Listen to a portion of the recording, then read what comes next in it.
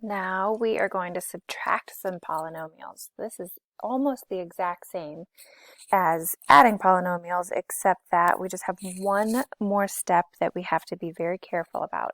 Notice that the instructions say find the difference. That means we're going to be subtracting things. So in this first problem, we have a polynomial because there's 4 terms, and we're subtracting another polynomial because there's 4 terms. So we're still looking for like terms, same exponent, or same variable, same exponent.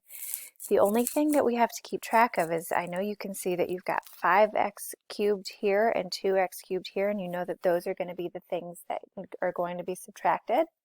But we have to remember that this subtraction, because there's parentheses back here, this subtraction carries through to every single term inside the parentheses. So it's a little a distributive property that we have to do before we do any combining like terms. This first polynomial, though, there's no subtraction in front of it. So there's nothing that we have to distribute. So I can rewrite this one changing nothing. It's just the exact same thing.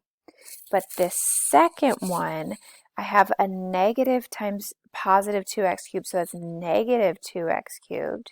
I have a negative times a positive 8, so that's negative 8x squared. I have a negative times a negative 9, and a negative times a negative makes positive.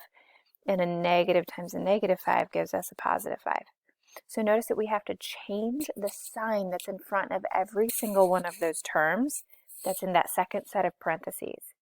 And now, that's the only new thing in this. You just have to be aware of that, whether or not there's an adding or subtracting. And when there's subtracting, you have to distribute to everything in those parentheses afterwards. Now, it's this exact same thing as we did before with adding polynomials. We're looking for like terms. So I have 5x cubed, same variable, same exponent is right here.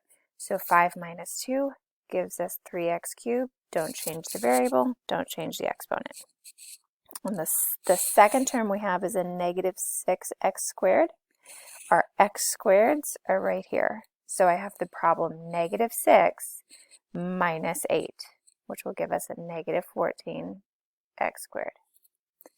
The next one is 4x, and our other x's are right here. So I have 9 of them there. 4 plus 9 would give us 13. Positive 13, so I'm going to write plus 13. And then last but not least is our constants. A negative 1 plus 5 will give us a positive 4. That's number 1. That's our final answer for number 1. Let's look at number 2. All right, so again, we notice that there's subtraction here. So my 8b squared plus 6, totally fine because there's nothing out front, but this subtraction has to distribute to everything inside.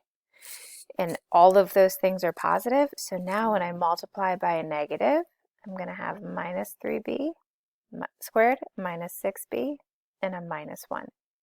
And now I just look for those like terms and do whatever it tells me to do. So the first one I have is a b squared. My b squareds are here. I have 8 minus 3 gives us 5b squared. The second term I have is a 6, but I want you to look over here first. I have a b to the first power. I don't have any other b to the first powers, so I don't have to combine them with anything, but they're still part of my problem, so I just rewrite it. Right?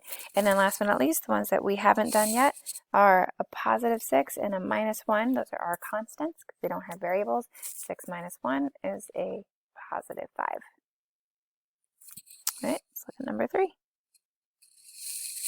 Number 3, we have a binomial minus a trinomial. And again, I notice that subtraction in between, so I'm going to have to distribute it.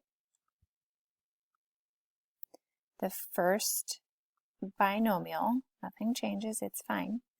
But now I'm going to have a minus 2x squared, a minus 6x, and then if I have a negative times a negative 1, will be a positive 1. All right, so I have our x squareds, 7 minus 2 will give us 5. And then I have x and x, negative 5 minus 6 gives us negative 11.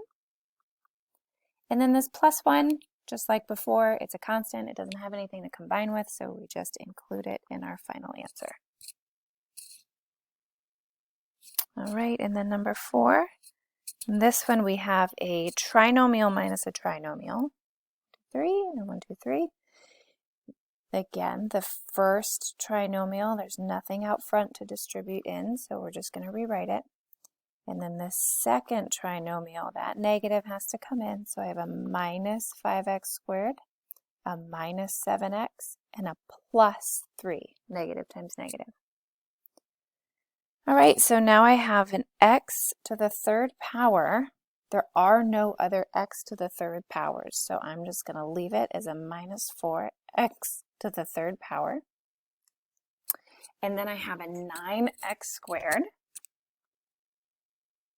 And our other x squared is right there. So I have 9 minus 5, which will give me a positive 4x squared. My x to the first power is right here. There are no other x to the first power, so we're just going to write negative 7x. And then our constants, I have a negative 8 and a plus 3, which will give me negative 5. So all together, with distributing the negative and with combining like terms, this is our final answer for number 4.